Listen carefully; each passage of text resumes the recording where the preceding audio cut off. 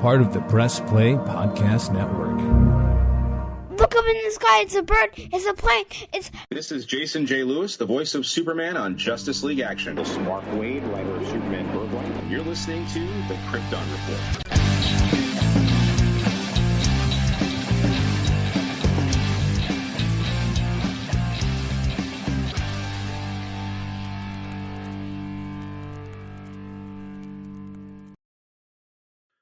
Welcome to the Krypton Report. I am your host, Tyler, the Superman of Blue. And with me tonight is not James, though he may arrive, that beautiful man in the red suit. What we got going on today is part 2 of a very special episode. Now, if you're thinking part 2, where's part 1? Well, part 1 is over on Bryan the Guys. That's right. We partner with our good friend Bryan Peters to bring you a 4-part epic series of podcasts. Part 2 here on Krypton Report. Part 4 will be on Krypton Report. But jump over if you have not heard part 1. This is our discussion of the history and recap of the DCEU. It's a massive undertaking that even in 4 parts is probably not enough time that we could spend discussing this material. There's not. Not at all. So not at all. Jump over to part 1 on Bryan the Guys and then come back to us. But without further ado, I'm going to be introducing the man, the myth, the legend, Bryan Peters. What's up, buddy? What's up? So we're going to get into where we left off. So we're just As going far to as jump James, into it. Remember, a wizard is never late. He arrives exactly when he expects. I mean, that could be true. James just shows up. Guys, I'm here. But we're just going to jump into it. So like I said, you need to hear part 1 to really see what's going on. So here we go. March and April of 2016, Warner Brothers demands Justice League script rewrites. Zack Snyder and Chris Terrio had always planned on having the DCEU films become progressively lighter and more positive in tone, but the reaction to BVS caused them to rewrite Justice League. Okay. Snyder original Justice League script was darker and weirder, but upon hearing the studio's demands, he went back to his screenplay and lightened the movie overall, citing his final cut an in-between of his original plans and the comedy Warner requested. I really believe he found the balance.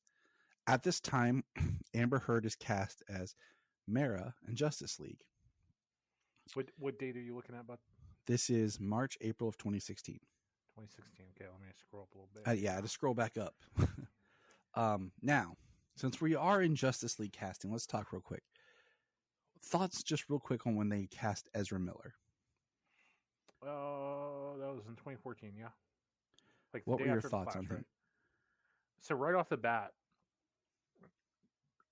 I was like, what? Like, why wouldn't you just use Grant? Like, right off the bat, I was just taken back by it. Because Grant was already somewhat established. It was his in Arrow. I mean, yeah, he had technically been the Flash for 3 episodes. Right. And then, like, the show just started. Like, how it would have lifted that show into the stratosphere. Like, if he could have ruined it. Or could have ruined it. It could have. Like Eric Wallace would do later when he joined as a writer. Showrunner. Or like that. But, like, it's just, I don't understand why we couldn't get, Grant as the Flash. Like, it just seemed to make more sense to me. Just my opinion. Had you seen Ezra in anything at this time? I saw him. Well, I don't think was Fantastic Beasts wasn't out yet, right? I don't remember. That's the first thing I saw him in, and then I watched Perks of a Wallflower, but I don't remember. I never watched that, but I did see that We Need to Talk About Kevin. Yeah, it just, I don't know. I wasn't excited about Ezra. Like, to me, it just seemed, because you have to keep in mind, the mindset as well was, we had Coulson from the Avengers just going into Agents of S.H.I.E.L.D. And we saw, like, Nick Fury, Samuel Jackson appear for, like, one episode on S.H.I.E.L.D. But, like, that was connected. So in my mind, like, why wouldn't DC do the same thing if you're trying to keep up for sure?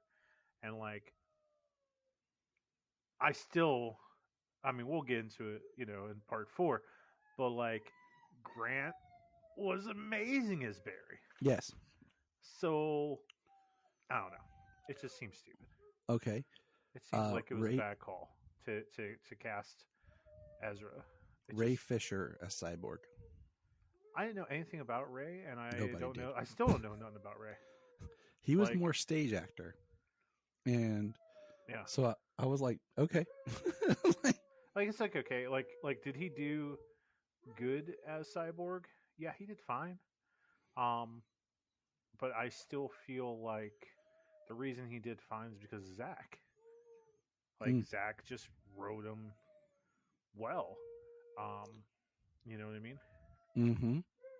And Now, the last casting was that I will say, Bryan did an amazing episode on that everyone should check out. It was a history of Aquaman in the comics, and then did a great history of Aquaman, kind of Momoa.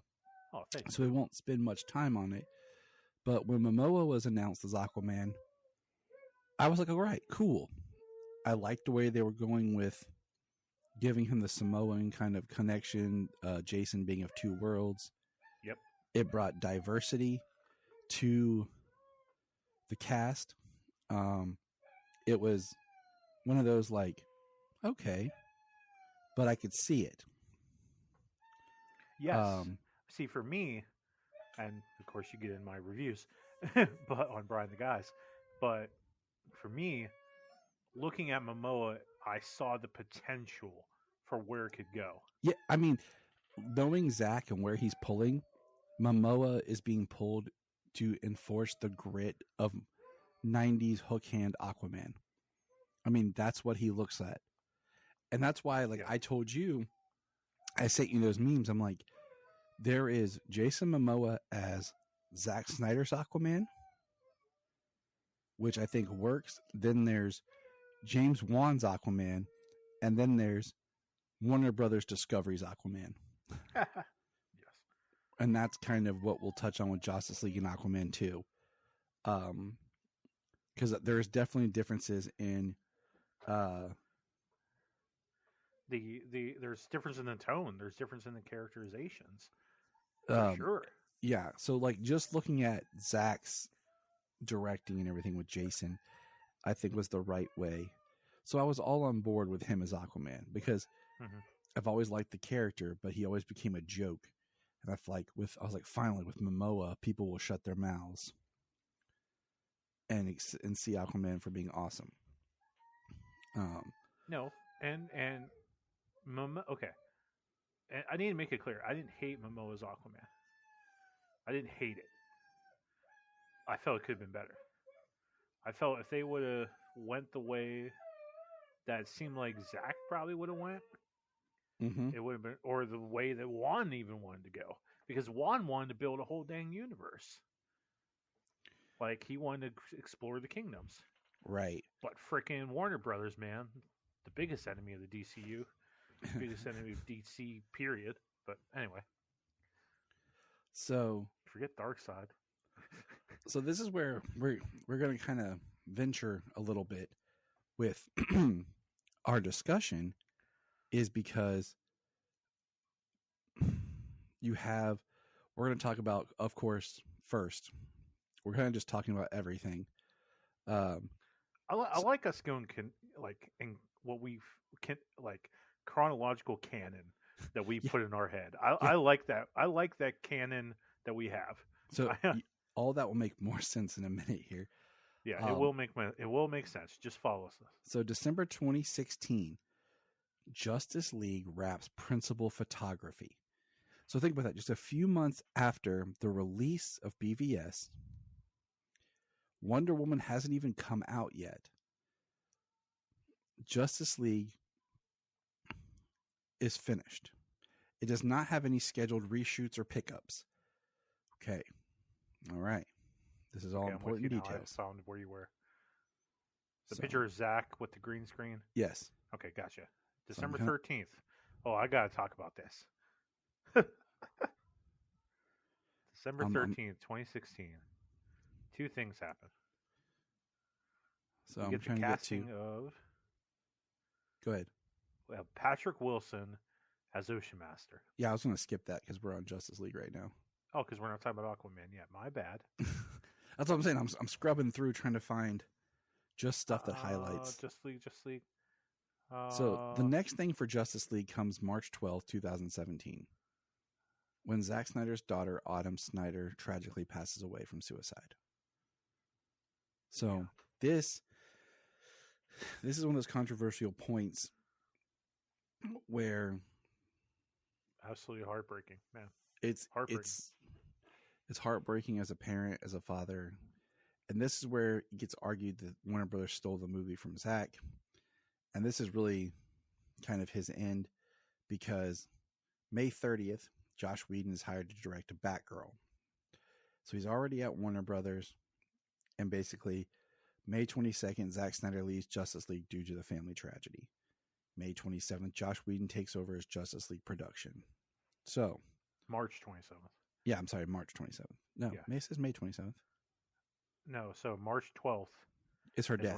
when she dies. Yeah, and you go down, it says March May 30th, so it's like 2 weeks later, Whedon's hired. He's hired for Batgirl. You're right. Yes, And my bad. And then you go down for May, and it says May 22nd. Yeah. So and then 5 days later. Yeah, you're right. So this is where it gets crazy, because this is where we're like, oh, okay. He did an amazing thing with Avengers. What's going to happen right here? after? Yeah, this is right after Age of Ultron. Mm-hmm. So that's where we're going to pause. Now, we're going to talk Zack Snyder's Justice League, the Snyder Cut that was released on HBO Max in 2021, because technically that film caps out the last of the films that are influenced by Zack Snyder. Yes, sir. That film is really, really good. It is long. Really, really good. But it is paced well. It is done well. I mean, there was so much during this time with Justice League, stepping back, Justice League had to come out because of contract with AT&T by the end of 2017 because of how everything was done. So there's one thing against it. So they have to get this movie out so the executives can get paid. It's because contractually for the buyout and everything, it had to be, because it was on the slate before AT&T officially took complete control of the company. And I followed from BVS through Justice League. It was almost like a religion of following every snippet of detail, footage, everything. Like AT&T had special little interviews out with each member of the cast on their character they put online. Like I have the posters that AT&T had. And so we're in 2017. Wonder Woman, had come out in June. So there's a lot of good buzz about, and it was a phenomenal movie. The next film. But so Snyder Cut comes out in 2021. It's a hit. People start debating, should this have just been released in theaters? Why didn't they just let Zack finish it? Like, it's a whole thing. Now think about that. Zack announced in 2020 that the Snyder Cut would be coming. And so what is that, 5 years from when Justice League came out to when we actually got the movie that we had been waiting to see? The way it was supposed to be. And gosh, I mean, the only thing wrong with the Snyder Cut is it has the stains of the Justice League.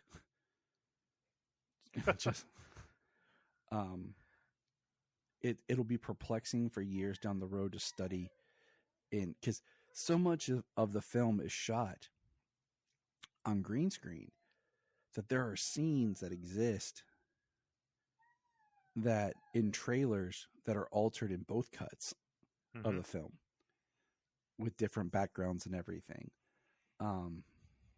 It's just so the Snyder Cut comes out, and that technically is the end of the Zack Snyder era. So Man of Steel, BVS, Suicide Squad, Wonder Woman, Zack Snyder's Justice League, done. Now, to help understand why we're talking like this is because I brought this theory up to Bryan years ago. We have the CW does the Crisis event in 2019, 2020, and they include Ezra Miller in a scene where he disappears. And then the end of the Crisis event shows the new multiverse being rebuilt. So I said, Because we trying to make this work in our head. How can this make sense? Because, this is kind of retroactive because by the time we get to, we had Justice League, we had Aquaman and Shazam at this point. Yeah. And Birds of Prey was getting ready to come out. And I said to Bryan, if you put Crisis in there and act like it goes Zack Snyder's Justice League, then Crisis, then Justice League, everything else makes better sense. Because now the tone shifts, characterization, everything kind of becomes canon and makes better sense of why all of a sudden these characters are a little bit lighter and deep and not as serious as they were. And that's for me in continuity in my head canon because DC was trying to tie it all together. And for like 99% of everything, it works perfectly. So there's only one scene in The Flash. And we'll get there because even then I think we can fix it. Maybe. So the Snyder Cut exists there. Crisis, Justice League. Justice League is garbage. I mean, it is because the movie is such a Frankenstein of a production. I mean, they hired Danny Elfman to replace Junkie XL as composer. July 24th, 2017, Justice League reshoots are reported as so extensive that they are starting to cause scheduling conflicts with several of the actors involved. This is when people started to suspect that things weren't going to be smoothly behind the scenes. The biggest being that Henry Cavill had the mustache for Mission Impossible. Warner Brothers offers to pay for reshoots for Mission Impossible to Paramount if they would allow Henry. Wait. I think we need to go. I think we need to mention something here. What? Okay, so June 6th, 2017, the significant reshoots start. Okay, but so that's June 6th. Then the Elfman thing. So a month, almost 2 months later, then they say the Flash will adapt Flashpoint. So during these reshoots, they're already giving themselves a way to get out of this. So to try to like reboot a universe because they see that shit's in the fan. I mean, yeah. Yep. So continue. But they're already giving themselves an out. I was mentioning the mustache because that's what's causing issues for the Justice League reshoots for Cavill because they're going to have to spend $25 million to digitally fix Henry Cavill's mustache and take it out instead of being able to just shave it. Now, why the hell didn't they just give him a beard? Like Superman's been dead for a minute. He can grow a beard. He's still alive in there. I'm just thinking, would it have been much easier to just digitally put a beard on him for all the scenes he has in the film? Yeah. And then instead of trying to digitally do what they do? Yep. I don't know, but I think it's a better choice than what they did. Did you ever see, I think I shared it with you in the early days of our friendship. Did you ever see like the meme that was like 25 million for an edit and it's showing the Justice League edit with the lip, and then the next thing was like film student, 0 budget. Yes. And he made it look better or something. Yes. Oh, exactly. Ridiculous. Good. These reshoots would be unseen in the guidance of Joss Whedon, with Warner Brothers demanding that they lighten up the film and make it more fun and accessible. Now, hold on. Now, what happens is you get these very. Now you think we're in June, so we're like what 6, 7, 8, like what 9 months? October, November, yeah, like from when this wrapped. And you can watch the movie and very easily point out what's a reshoot, what's a pickup, because they don't look as good because they're not on the sets. They're just in digital backgrounds, even more to look like the sets. Ezra's hair, I mean, Henry looks horrible. Even Amy Adams looks horrible. And this is the time that conversation starts where the Batman Ben Affleck, Matt Reeves is hired February of 2017 to direct the Affleck film, which would eventually get dropped and become Robert Pattinson's The Batman. So here's what I was talking about earlier, okay? Yeah. September 29th, 2017, it was reported from Warner Brothers that the term DCEU, or known as DC Extended Universe, was created as a joke from Entertainment Weekly journalists. And that's why I said they never officially named it that. It just eventually, that's what got slapped on there. They never tried to really correct it. So that's why I officially just gave up and said that's what we're going to call it. I mean, can you blame So now we haven't talked about it much, but I just want to point out because Justice League has not yet been released. And at this time, during this is when we have the power shift that becomes Walter Hamada with their first movie, the new people in charge at DC, Walter Hamada with Jeff Johns, is Aquaman. They're trying to get through Justice League, and Aquaman wraps filming October 20th of 2017. We'll talk more about Aquaman later. Okay? But I just wanted to point that out. So all this is, there's more going on we'll talk about, but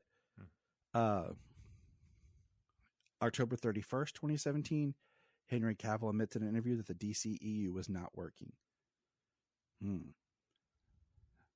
November 6th is when Kevin Tajahara puts the mandate of the 2-hour runtime on Justice League. Hold on, I'm trying to follow you and catch up here. Okay. Yeah, okay. October 31st, admits in an interview that DCEU is not working. Yeah, even if Marvel didn't exist, we would struggle. Wow. So here's the big day. November 17th. I don't remember that interview. 2017, Justice League releases into theaters. Critical reception of the film was mixed at best, with many critics calling it a Frankenstein monster of two wildly different directors. With a $300 million budget, Justice League would go on to disappoint with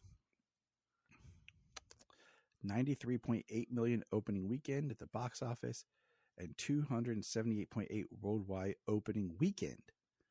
The film eventually would become a box office bomb, disappointing with $661.3 million worldwide, less than Man of Steel. The disappointing performance would have drastic consequences both in the executive level and throughout the entire franchise. And then, of course, people start the marketing, and then we start getting into the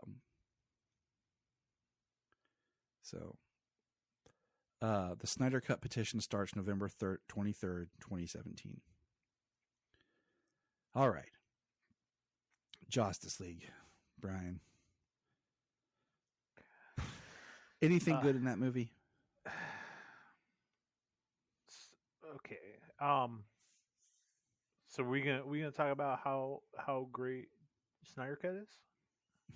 I mean, yeah, we did. Thing is, we've gone on and on before, but yeah, you can say whatever you want. I mean, that's so there's things in this timeline that I didn't read. I missed somehow as I was trying to follow. Like this quote right here. November 21st, 2017. Henry Cavill explains why he saw eye to eye with Joss Whedon on the character of Superman. I've always enjoyed the traditional, very classic view on Superman in the comic books. I think there's an enormous complexity to that character. I know when I was working with Joss, he and I saw eye to eye on some of the aspects of Superman, that paragon of hope, that ideal, that wonderful feeling of, oh, good, Superman's here. I've also developed a very personal and protective relationship over this character. And it was just lovely to have the opportunity to smile and feel good. So it's like Cavill. Well, I mean, it's not like it is. Cavill saying like, Zach, you took this too damn dark, dude. It is very interesting. I mean, I think in a way he's trying to play ball with. He still wants to be this character, and he's trying to say positive things about what happened. I mean, it can be PR stuff. Inside Justice League, I think the Superman stuff is pretty good. I think tonally it's different. His costume is weird because it seems very silvery to it. November 29th, 2017. Here you go. It's all about the bonuses. Like it's revealed that WB executives Toby Emmerich and Kevin Tushihara could have delayed Justice League to give the film more time to become a superior film. However, due to the upcoming AT&T merger, the same executives want to collect their bonuses before they could possibly get fired. Yep. Okay. So, he just added this. That's why I missed it. He had this while we were already recording stuff. Okay. So Justice League, not Justice League. We call it Justice League. You have to have because it's Joss Whedon's garbage. Okay. Things that are good about it. It's only 2 hours. If you sat near a 4-hour one of this, you probably would just rip your eyeballs out and just cry. As a comic fan, I like. Oh, hiccups. Sorry. I like the openings. I like the parademon scene with Batman. I like him because you're seeing Batman in Gotham. You're seeing Batman interact with criminals in Gotham, and him using the criminal as bait to track a parademon because he wants fear. I like that. I do. But I like the idea of him finding out these mother boxes and more the deal from Diana and Arthur. More so Diana. I like that better. What else can I say I liked? That might be the only scene. I mean, the only thing is there's a couple of scenes that appear in Justice League that were actually directed by Zack Snyder as he was being told on while filming by Jeff Johns and some others about making. So like the dress like a bat, I dig it. That's Snyder footage. It just it wasn't what he had wanted. It was like Warner Brothers requesting it. That's why it doesn't make it in the Snyder cut, because that wasn't his vision. There's a couple of points like that. Like if you watch the Snyder cut, when Aquaman lands on the Batmobile, his mouth moves. So he does the yeah, but there's no yeah in the movie. Yeah, the My Man thing. No, just when he lands on, he's like, and he like lands on the Batmobile, he just says yeah. If you watch it, like his mouth moves, but there's no words coming out. And the opening scene with the kids talking to Superman, like on a TikTok or whatever. I like it in theory. Yes. Yes. But that mouth. Oh my gosh, you're gonna start this movie right away with that mustache edited out mouth. What the hell? Oh, it's terrifying. It's nightmare fuel. Yeah. The whole Russian and the Russian family thing, like trying to give them somebody to save, like a little family that just like there's nobody else there. Yeah. And this little family just decided to live in a hut in Chernobyl, like what? Yeah. It made no sense. Like, why the hell would they be there when no one else is and everybody else like is kind of dying? It made no sense. The Flash has no purpose. Yeah, he has no purpose. Cyborg's like not even really in it. Um, I don't like the sexual humor with Wonder Woman Nope. added in there. Nope. I don't like Aquaman like sitting on the lasso and the extra jokes there.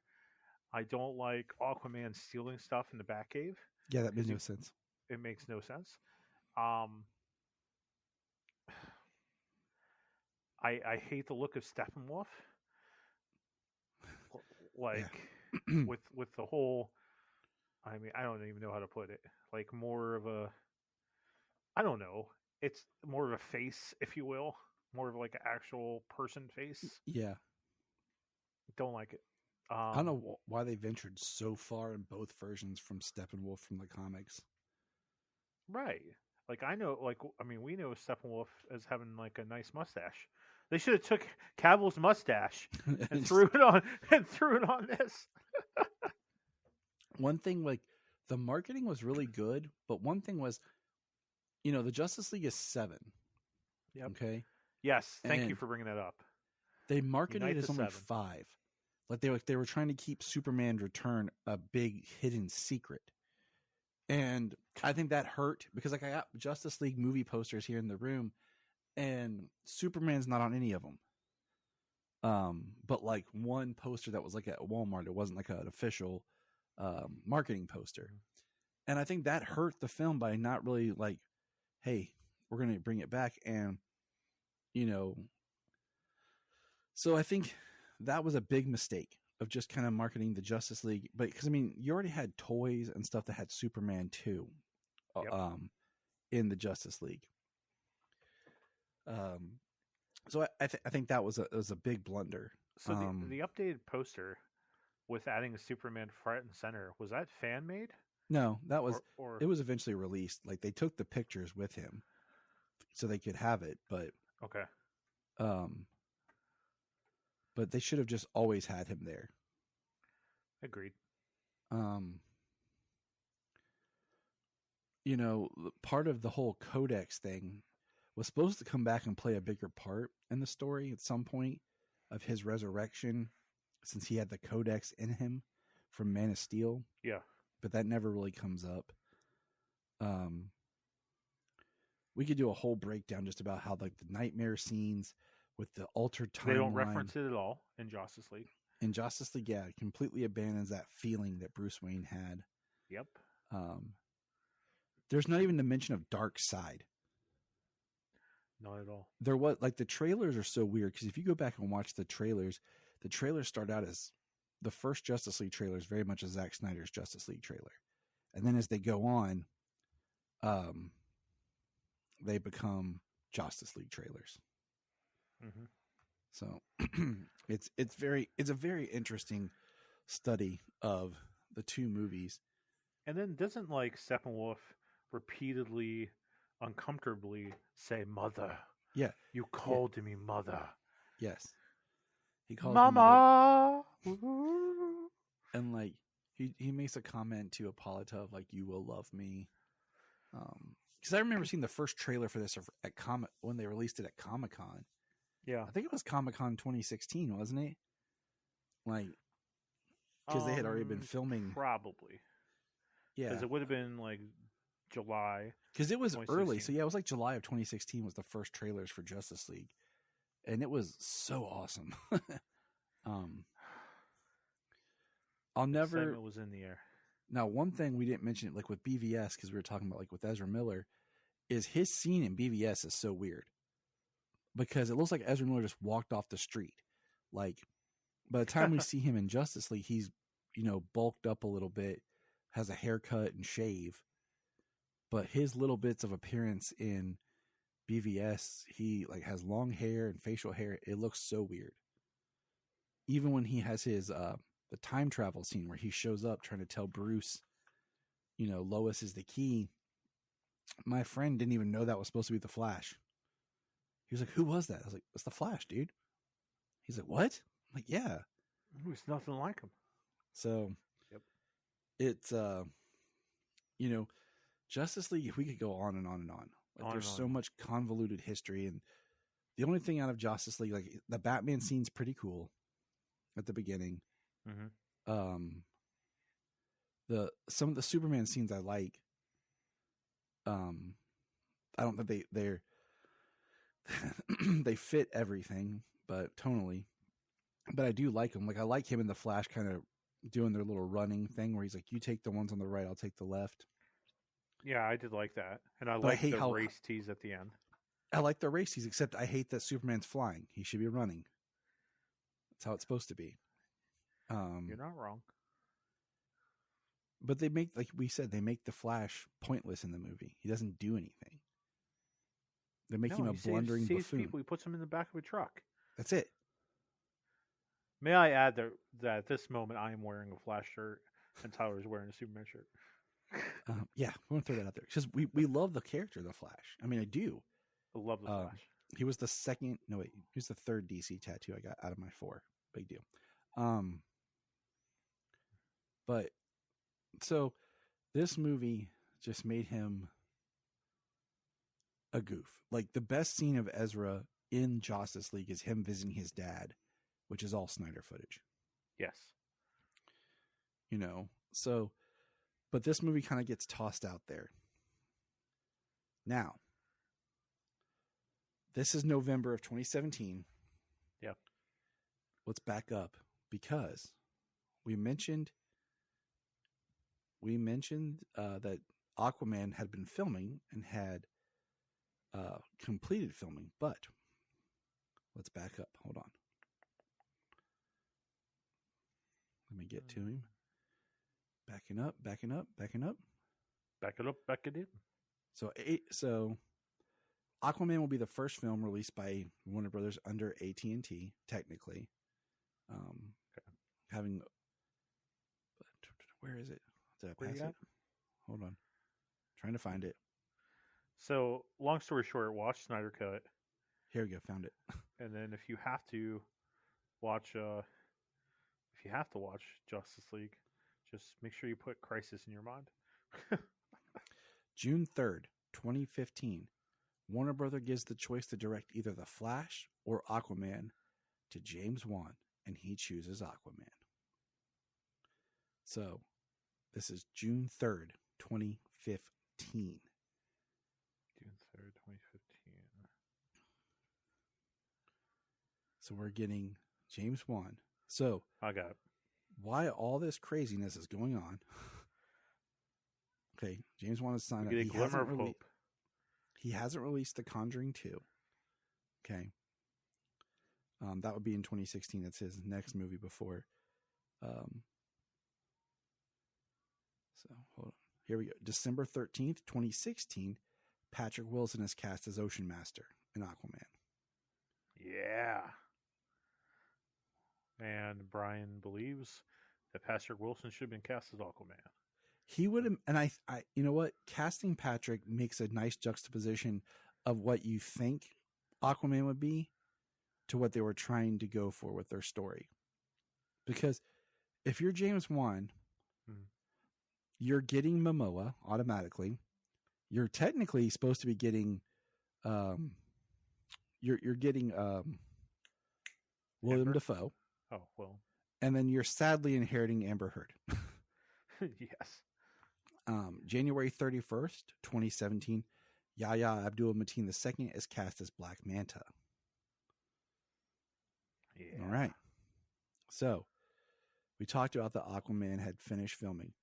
Aquaman would now be the next DC film that would not come for over a year after production finishes. It wrapped October 20th, 2017.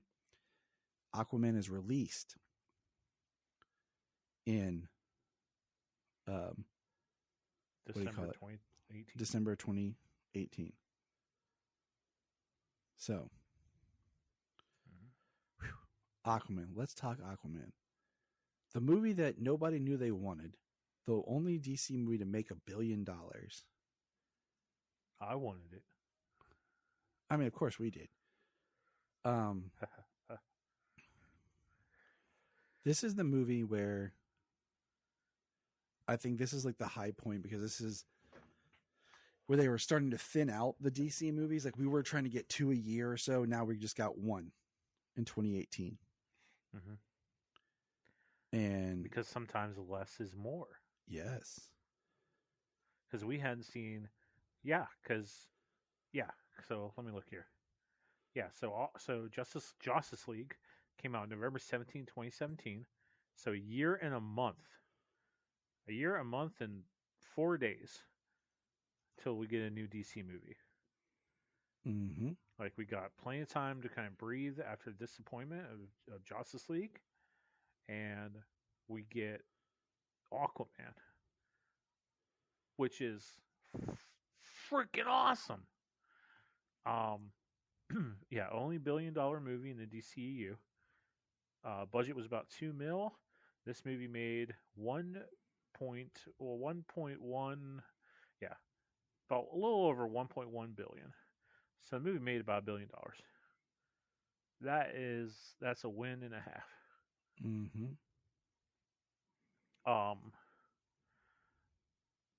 Tyler, we talked about this movie. We talked about this movie a good bit. I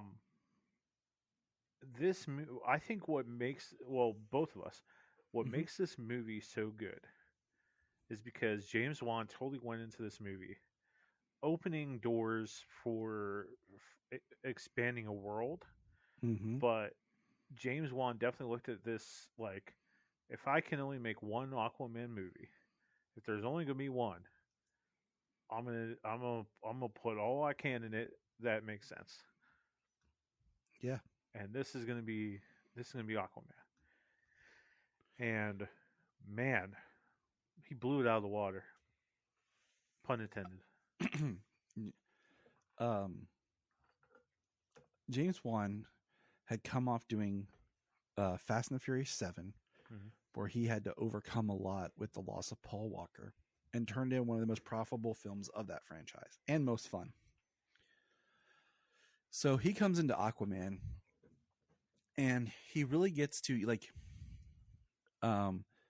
if you go back and watch the Snyder cut of Justice League, more so when you get to Mera, and then they're not at Atlantis. That was one of the things he asked, was that we didn't see Atlantis in Zack's film. So they're at an outpost so that James could really craft his designs and his world with Aquaman.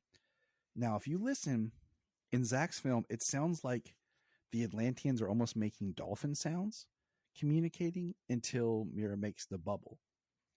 Now, the bubble, kind of gets retconned and worked on as being... I like the bubble.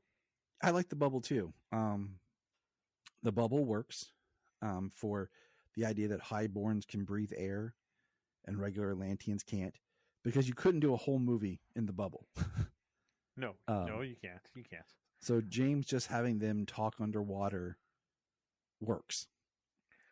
Yeah, I also like the idea that that the bubble, like, no one can hear the conversation.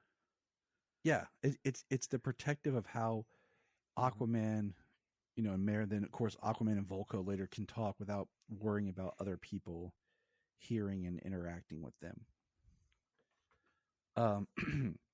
Now, if you also, in Zack's films, Mera talks more with almost like a British accent. Yeah, you're right. Yeah. And Bryan brought this up, is she mentions that both of her parents were killed. And that basically she was kind of raised by Aquaman's mom. Mm-hmm. Now, this goes into why we have our post-crisis and everything theory, because then when you get to Aquaman, the film, Daddy is very much alive. Mom, yeah, her dad is there. She loses the accent, and of course she has an accent in Justice League, but like I said, it's not a perfect theory, but it works the best it can. They do make her hair more red, and they bring out so much more like greens, and the color palette is so much more brighter in Aquaman compared to a little bit more of the muted colors that we got in Justice League. But I feel Aquaman, the film, has the right balance of Momoa-isms. Mm-hmm. Like, there's like enough where he gets to do his thing. And you're like, okay, but he still can be. You can still see him as the character growing, because his whole arc, if you look at it from Justice League, was he felt very alone, very isolated, and didn't want anything to do with anything, and he was very internally hating himself. But finding the Justice League was supposed to bring out something in him. He found other people like him. Oh, one line that I really love is when when it's right after Victor lost his dad in Snyder Cut, and he's trying to figure out the mother boxes and like their plan, and then Aquaman goes to Barry and says, "Hey, is Victor doing okay?" And Flash is like, "Well, he's doing the best he can, for someone who just lost his dad." And then Flash is like, "I didn't think he cared." And he's like, I never saw it. I never said that. Exactly. Like, we have growth in his character. Absolutely. And like, okay. So up until this point, the only two things I don't like that has happened in Momoa's Aquaman is I don't like it was a totally badass scene. Like, I said to Finch, when he drinks a whiskey and he smashes it down, and like this tide takes him away, and and almost like a blanket. That was totally badass. But Aquaman would never break glass in a beach with children and women, right? And break it, period. And definitely not in the water, definitely not in the ocean. Like, give me a freaking break. And also, Aquaman's not a drinker, and he wouldn't be taking photos with people. Like, that's where Momoa comes in. See, I feel like that's part of, like I said, that arc of where he's trying to open up himself. The drinking, I feel like in Justice League was kind of like part of that self-hatred. He didn't know what to do. He just kind of numbing the pain. Finch said that too, yeah. And the pictures with people is like him trying to open up and accept that he's not being rejected as much as he thought he would. But I can also see your point, because that's that you let in that little bits of Momoa-isms, and then you get to where we go in Aquaman 2, where it feels like it's Jason Momoa. It's 1,000,000% Jason Momoa. So I don't know. But I think Aquaman the film is the perfect stride. I think that's right where it hit. Like, it was just enough of every angle to work. Because next, when we see him, he starts to go. It's like they brought it to the pinnacle where Aquaman's taking serious. He's a badass and he's fun. But then after this is when he starts to go back to being comical, and I feel like everything they had worked on to make Aquaman not a joke starts to fall away. Absolutely. And I love also that they didn't give him the orange and green until near the end. Right. I thought his Justice League suit was perfect for what they were doing. Yeah. And the fact that he had a quindent that was his mother's to really bring home the story. Because his suit in Justice League, it's dark green with hints of gold. And it works well enough. But then it allowed them in the film to really give him the classic, the true colors, suit, and everything. My favorite suit though, is the original Zack Snyder suit, where he's not like, he just has the arm guard. Oh yeah, you're talking Aquaman. 90s Aquaman suit. Yeah, that's what I'm saying. If Zack had been more in control production wise, they would have leaned harder into 90s Aquaman. You're damn right they would have. Now, you're damn right. I look forward to when we get to parts 2 and 3 as we discuss sequel issues. But yes, Aquaman. Yes. Okay, I love Patrick Wilson as an actor. Yes. I thought he was great in Watchmen. I love him in everything I see him in. The Conjuring films. Yeah, I honest to God can't think of any Patrick Wilson movie or role that I didn't like. Like, I went to see the newest Insidious film this past summer just because it was his directorial debut. I was like, okay, what you got, Patrick? So Yaya, I had only seen Yaya in one other movie before Aquaman, and I thought he was amazing as Black Manta. I yeah, I can't. I yeah, I can't. I can't. Yeah, him as Black Manta, um, especially in Aquaman 1, um, phenomenal. Like when they showed Manta show up in Sicily, like in this full suit, I was just like, yes, because we saw, dude, because he looks so good. Ocean. Another thing I love about this movie, so many things I love about this movie, but Atlantis looked awesome. I felt everything was just so bright colored. You felt like you were watching a comic book.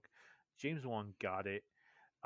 It didn't have to be like, we gotta make this more real, you know. Like Mhm. Ocean Master looked completely comic accurate. Everybody looked comic accurate. Like one, yeah, one. He knows how to balance tone. I Absolutely. mean, he gives us the trench scene, which is really Oh, the dark and trench scene scary. was so badass. I was so happy to see that. And like I said, you get hints of how Arthur's opening up in Justice League, and then this movie. The only dialogue you have in this movie that connects it to Justice League is Mira makes a comment about him and his friends stopping Steppenwolf. Yeah. Which could be either version. But like we said, we subscribe that this is a sequel to Justice League in post-crisis. Yeah. My only criticism about the movie, my only real criticism is that Amber Heard and him don't have chemistry. Amber Heard, okay. I think Zack Snyder won me over with every casting decision he had, except Amber Heard. Whoa. What about Jesse Eisenberg as Lex Luthor? Okay. I will say Eisenberg, but with Eisenberg, if he had played Lex more the way he played Zuckerberg in The Social Network, then yes. Then Absolutely. yes. But I've never seen Amber Heard act good. So her casting was and I've never seen any of her acting that would back up her being cast. So that's my only caveat with she couldn't even Eisenberg. do good acting in the trial with Depp. But okay, Eisenberg, I'll take over Heard though. But yeah, she seemed very like placeholder. It's almost like they got the person that does the stand-in while you're working on lighting, or they got the stunt double and just asked her to act. Like, well, it goes down to what Johnny Depp said in the trial. He's like they got her the role, and I 1,000,000% believe that. Like no freaking doubt in my mind. It's sad because Arthur and Mira's love story is so powerful and so good, and I think it comes second only to Clark and Lois's. I agree, especially like, and if these movies were to continue, then we go back to the baby thing. I always come back to that baby, the Aqua baby. Yeah, we'll talk about that when we get to number 2. Yeah, it's I don't know. If it would continued, then yeah, she should have been recast, because you need an actress with depth that can deal with Mara. I mean, Mara is one of my favorite female characters, strictly in comics. Mm-hmm. Especially when she becomes a Red Lantern. Like, her as a Red Lantern and Wonder Woman trying to bring her back to like feel love again and stop the rage in her heart. Like, that's just so good. It's good stuff. But yeah, Aquaman was a very high. Like this. So we get Wonder Woman, which definitely without a doubt one of the best. Period. Mm-hmm, mm-hmm. And then we get Justice League, freaking mess. Mm-hmm. Aquaman was that hope that Things we can are turn good this now. around. We're okay. Not all is lost, everybody. But then we get to 2019, and we get to, in my opinion, So, hold on. I lost my headphones. What'd you say? 2019. I said that everything was on the right track with Aquaman, and then in 2019, we get even more evidence that we're in the right track. So, in 2019, there's one DC film coming out. We're going to back up and give some history on this film. Back it in. There might not be. I don't think he has the Moonlight Warrior or whatever. Black Magic 90 has too much. Nope. About it. We talked about that Dwayne Johnson was split to play. He was set to play Black Adam. Yeah. January 19th, 2017, Black Adam and Shazam are now being split into two films. Okay, I like that because I like the idea that we're not going to have the hero fight someone with the exact same powers, and we're going to give some depth to Black Adam. So I'm good. Yeah. July 20th. But that news hurts the future. Yeah, we'll get there. July 20th, 2017, David F. Sandberg will direct Shazam. Now, if you look at this time, during this little reign here, when Walter Hamada is in charge, he's pulling directors that have been in the Conjuring universe. Mm-hmm. Of course, James Wan having directed Conjuring 1 and 2. Sandberg having directed Annabelle 2, the best of the Annabelle films. So now he's coming over. Getting these horror directors. He's getting these horror directors. Now, same time, that year, October 27th, 2017, Zachary Levi is cast as Shazam. Now, pause. What were your thoughts on the casting of Shazam? Perfect. Near perfection. It was one I had originally said John Cena would be kind of neat. But when they said Zach Levi, I was like, okay, all right. Not who I would have thought. Of course, like he did go to the gym, he did work out, but they did make the suit in the first Shazam padded. Like, oh, absolutely.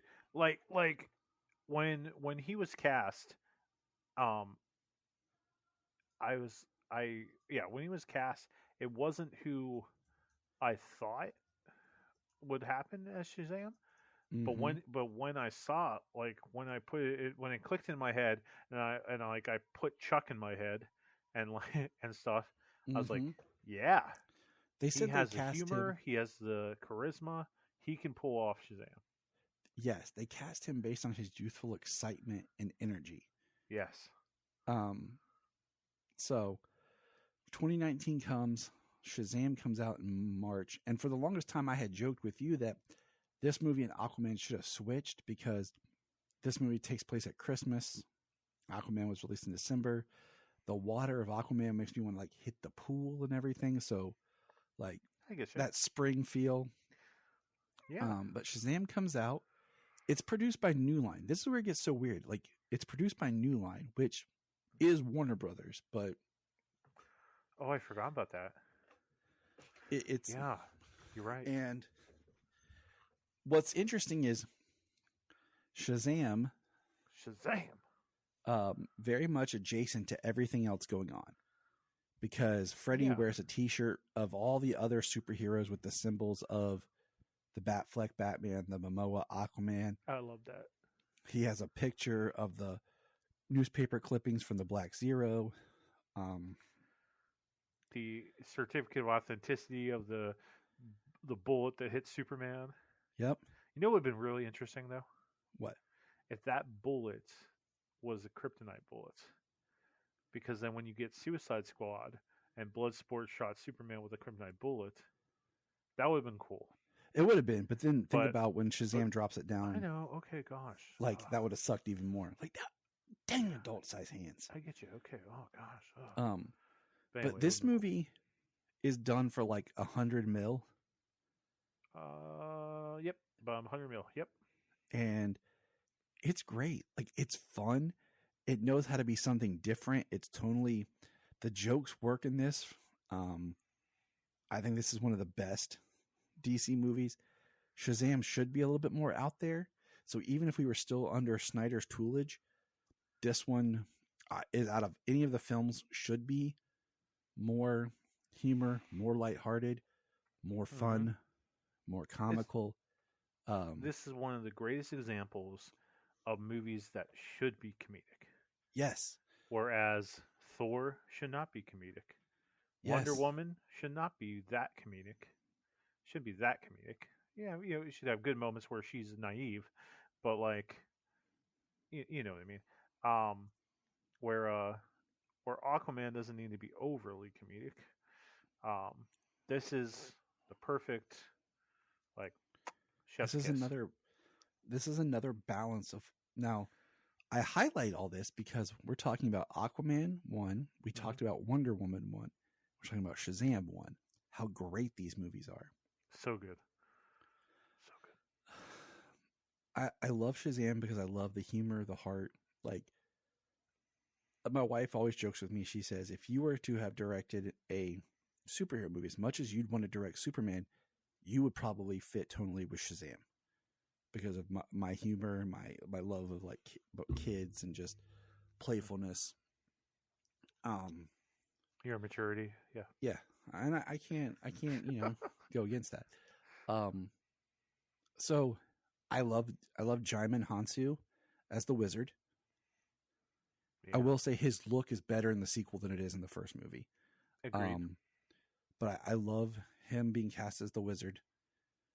Mark Strong, just watched a Mark Strong movie yesterday.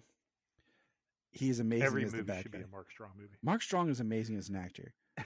So him as Savannah worked perfect for me. John Glover as, Mr. Savannah. Oh, wait, hey, look who's Bryan, look. He's here. What? What's going on, you sissified mama's boys? Oh, right Ladies when and we're gentlemen. about to be at the end. But it's okay. He's He here. knows how to finish. He's going to He comes in. He's your finisher. this guy. James Cole, ladies and gentlemen, he's here. James Cole. All right, James. So we're talking Shazam. Yo. So we'll bring you into the fold. What were your Shazam. feelings and thoughts when Shazam came out? Like just your overall reaction, things in the movie you thought worked, didn't work. Go. Shazam, I mean, I was excited when it came out. I was looking forward to this interesting character. And then when the movie came out, I liked the way that it was pretty much tied to the DCEU as it was. They had the Black Zero event. They had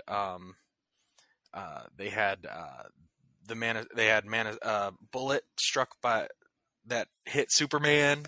The Batarang was a Batfleck Batarang.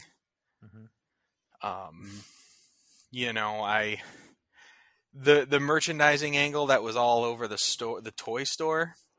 I was, questioning, but I think that's kind of just real world. Like, even if there were real superheroes, people would be trying to market them. And they market them in the comics, they have merchandise in the comics of the people. So it's not like it's actually out of the realm.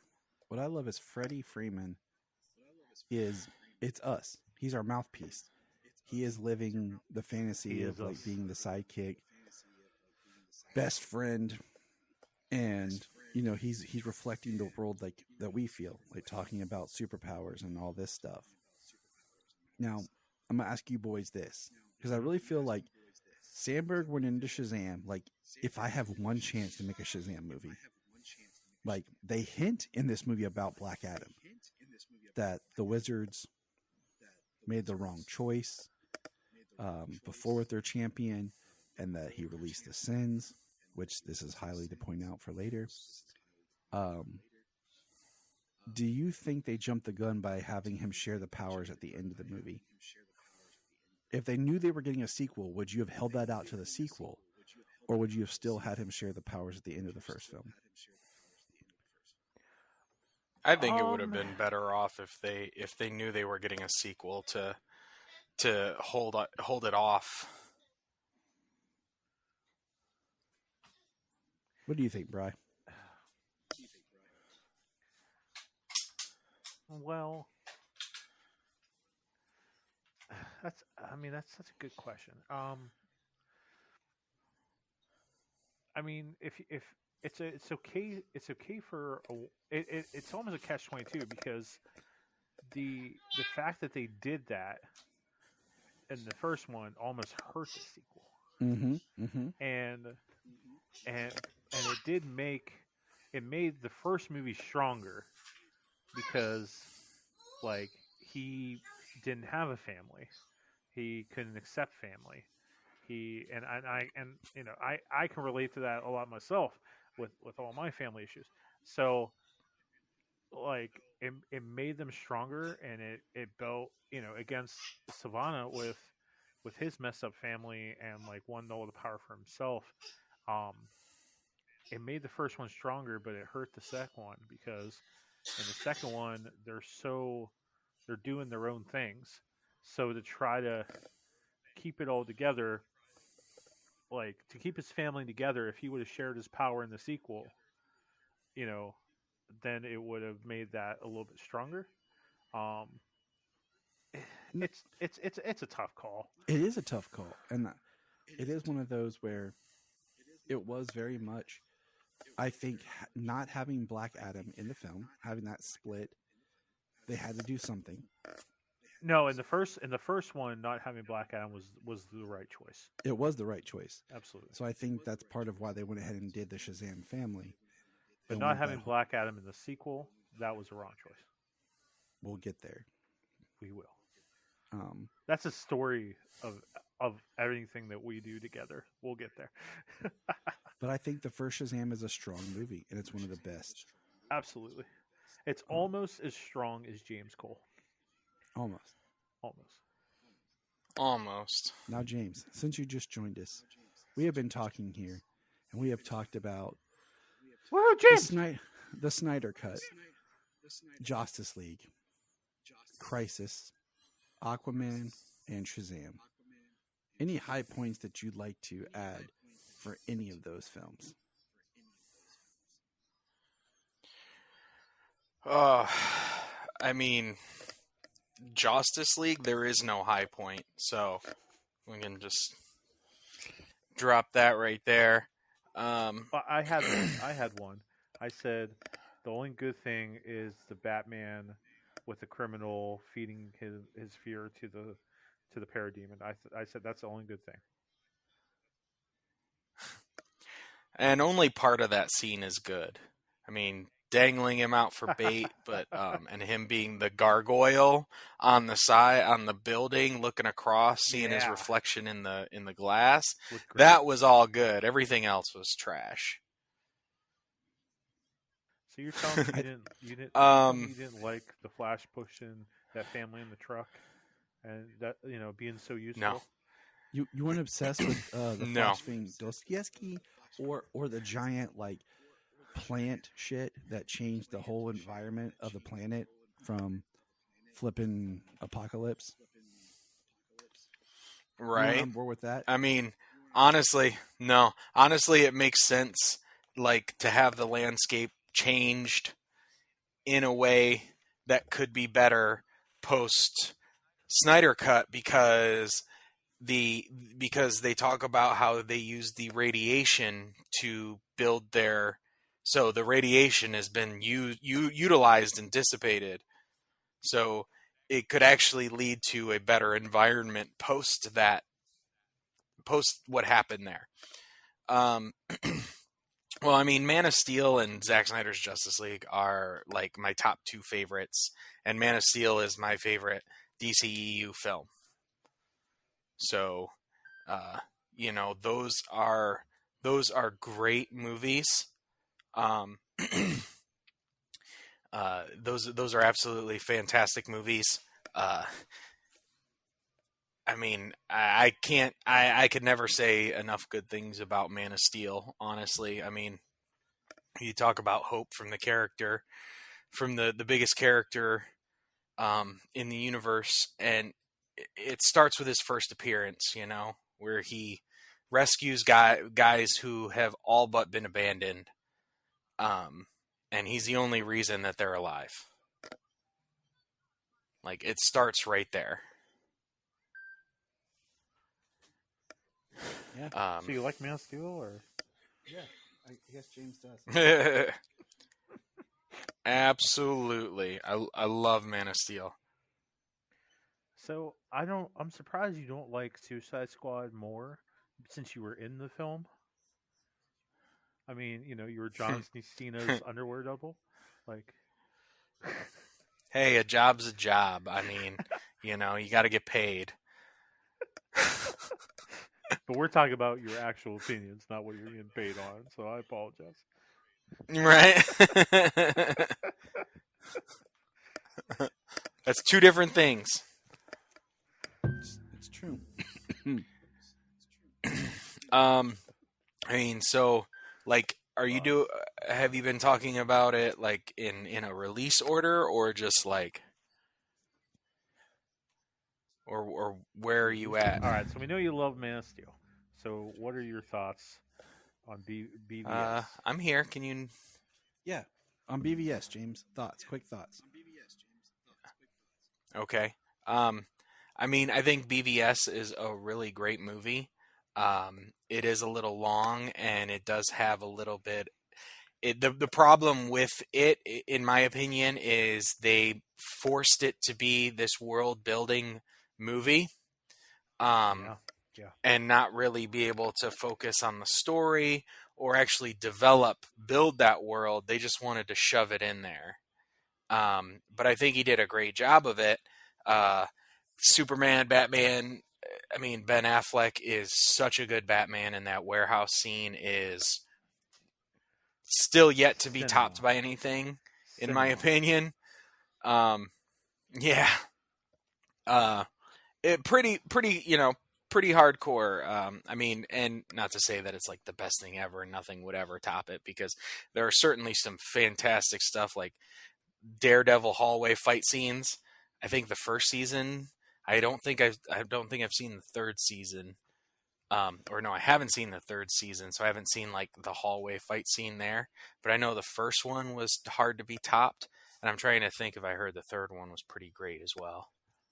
The only one I didn't watch was Jessica Jones' last season. You need to see the third season of Daredevil. I mean, honestly, the thing that hurt BVS was the shoving everything in, and then the marketing outside of it. Revealing too much about the film over the 3-year period before it was released. Especially that second trailer, spoiling the Trinity, spoiling Doomsday. Yeah.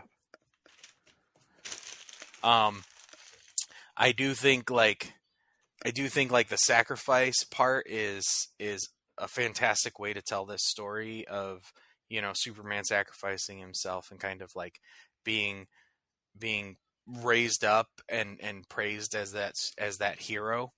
But I do think it was rushed. Just like everything else, Mm-hmm. Suicide Squad.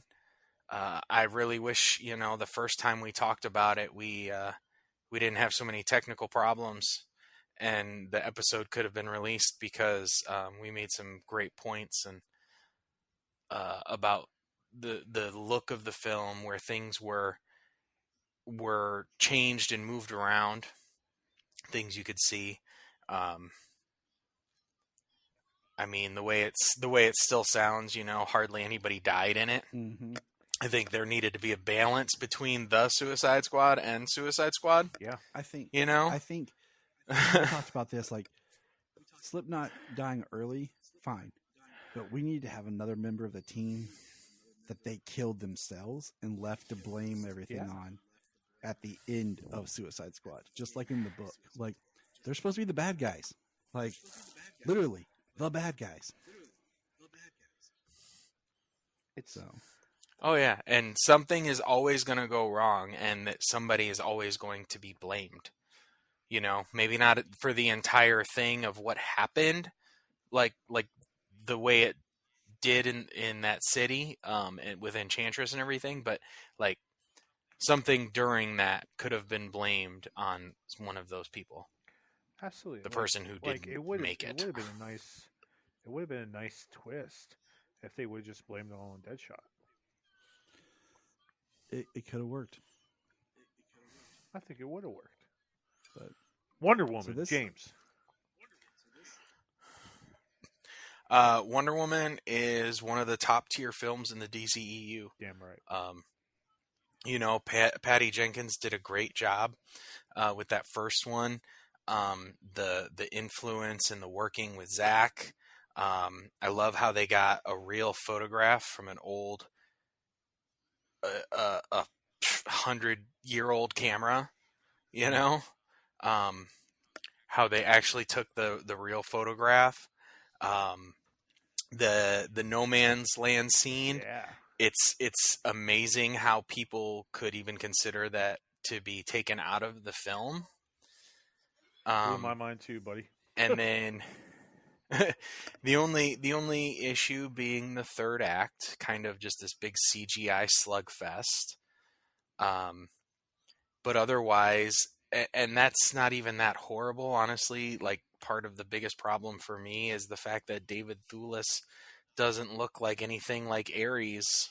He's kind of got this metal armor that he made. Like, he should just kind of like snap and his armor is there and it should look like a classic armor. Mm-hmm. But he kind of made this weird looking metal armor out of the parts from the tanks and weaponry and stuff. And it just looked plain and boring. Even with the way they tried to make it with spikes and everything. It was just ridiculous. I mean, literally my only complaint of the film. Not the look, but the look and the CGI deal. But, the impact of Steve's death on her life, and the impact of him in her life. It's a really great movie, really powerful. Gal Gadot was great as the leading woman. People were seriously debating if she could lead a film like that, just by previous works, but she did a great job. She's really grown as an actress. And, Wonder Woman is, got to be one of my top 5 DCEU films. Yeah, I'm very interested to hear our rankings at the end of this whole thing. Because like I told Tyler, like my rankings have changed. And so I'm very interested to hear where you guys are. Looks like Tyler wants to say something. Go ahead. No, I'm here. I'm good. We're good. I'm interested to hear what we all have to say. This concludes part 2, everybody, of our conversation. I want everyone to remember that next week, check out Bryan the Guys. Bryan, where can they find you? Where can't you? I'm a pretty big guy. Hard to miss. You can find us. You can find I almost want to. I'm starting to think of that Nelly song in my head. You can find me, St. Louis. No, you can find me on Facebook, Bryan the Guys, TikTok, Bryan the Guys, Instagram, Bryan the Guys. You can find the podcast on Spotify, Apple Podcasts, and you can probably find me on the couch at Tyler's house here and there. That's true. Beating his kids in Mario Kart because they need to know that life isn't full of rainbows, even though there's a rainbow road in Mario Kart. Nice. So come catch up with us. Join us for part 3 of Bryan the Guys. And then next week after that, come back here for the final conclusion as we make our way through the history of the DCEU. So, and remember. Look up in the sky. We just want to say, if you've enjoyed this podcast, please check out other podcasts on the Press Play Podcast Network. If you are like Tyler and James and can't get enough super talk, Check out these other podcasts: Digging for Kryptonite, Supergirl Radio, The Last Sons of Krypton, the Superboy Legacy Podcast, All-Star Superfans, Superman the Animated Podcast, The Aspiring Kryptonians, Always Hold On to Smallville, The Geek of Steel, and Truth, Justice, and Hope. Remember to check out Krypton Report on all social media platforms. Go to linktree.com/Krypton Report. You find all of our information.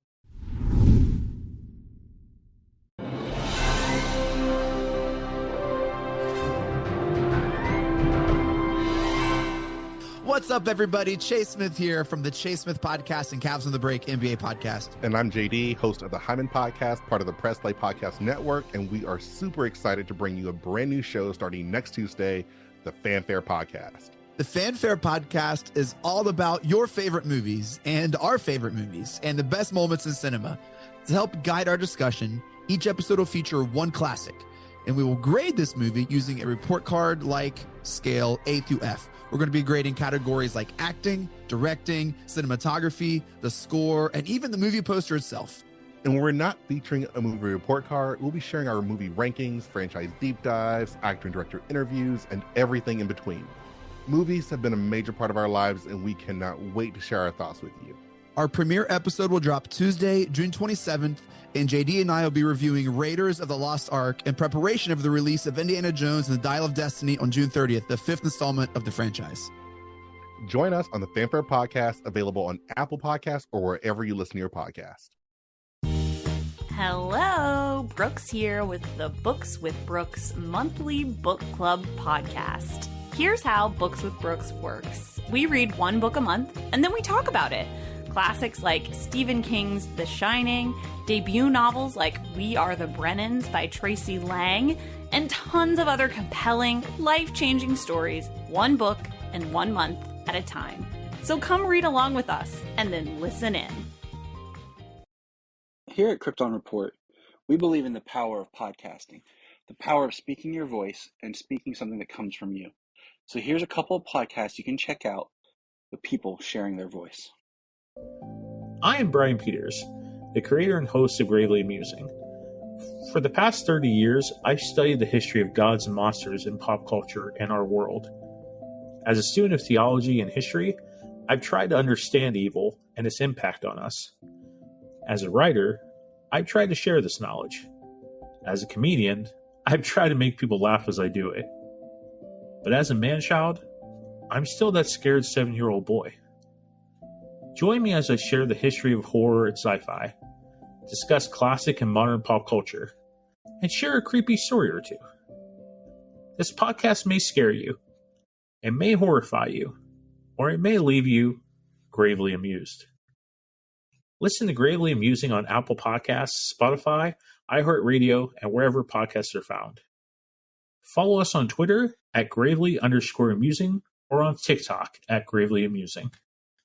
Hi, I'm Taria Maynard, and this is my co-host, Jania Patrick. We're a couple of sisters in Central Ohio who created a podcast. Our podcast is called The Confessing Heretics. The basic premise of the podcast right now, as we see it, is we're going to talk to you guys about our stories in religion, would you say? This podcast is about sharing our truths, our religious traumas, and our histories. We'd love for you to join us on our journeys as we talk about our pasts and discover more about ourselves along the way. We will be featured on Facebook, Instagram, TikTok, and YouTube. Just look for The Confessing Heretics. We have a $1 Patreon. Yes, I know everyone asks for money, but our $1 Patreon each month gets you commentary tracks for releasing movies, DC movies. It gets you my requel series where I pitch ideas about movie sequels, prequels, or whatever. It also gets special bonus episodes of whatever else some of the friends of the network chime in and drop. So check that out for $1 a month. That's all we ask. Keep it cheap, keep it simple, and help us keep going. Check out the link in the show notes or Patreon Krypton Report. Follow the link in the link tree or in the show notes below, patreon.com/Krypton Report. This is Dan Jurgens, and if you want to have a good time, keep listening to the Krypton Report.